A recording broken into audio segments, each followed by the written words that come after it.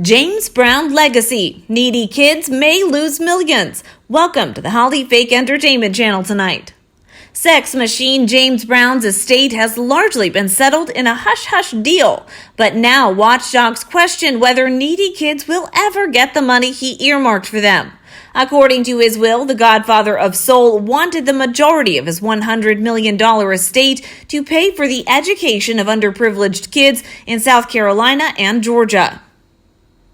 The will largely excluded his own family, and after Brown died on Christmas Day in 2006 at the age of 73, it was challenged with a flurry of lawsuits from his children, those claiming to be his children, and others. As the legal wrangling dragged on, the iconic singer's I Feel Good Education Trust Fund never got a penny. Finally, nearly 15 years after his death, the estate's administrator and his children recently announced a settlement had resolved most of the outstanding lawsuits.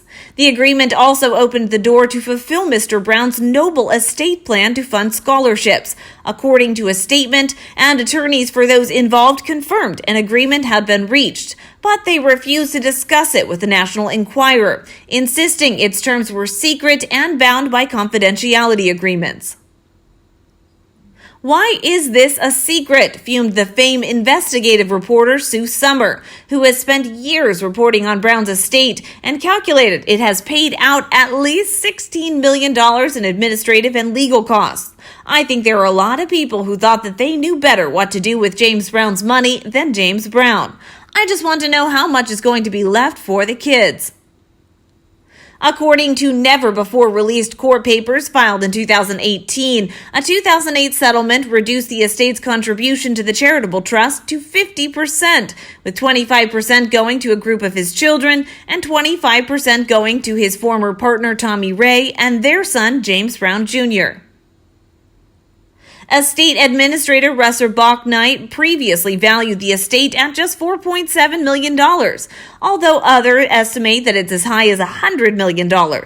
In that same 2018 court filing, Bach-Knight's lawyers described how, by that time, litigation costs to the estate and ultimately to the charitable trust have now run into the tens of millions.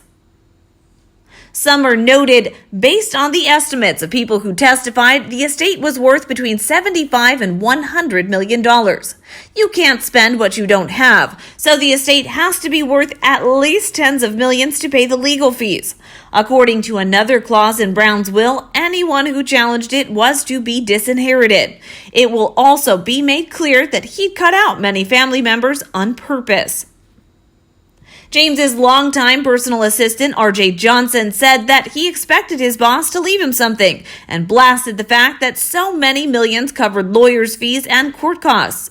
R.J. told the Enquirer, the money went to those who were in charge and writing the checks. If you're a lawyer getting $500 an hour for 15 years, that's a lot of money. How do you see the news in this video? Let us know what you think and we can discuss. If you think the video's good, please give us a like and share it with your friends. We will constantly update the latest news in the next video. Please subscribe to the channel so you don't miss it. Thank you and goodbye.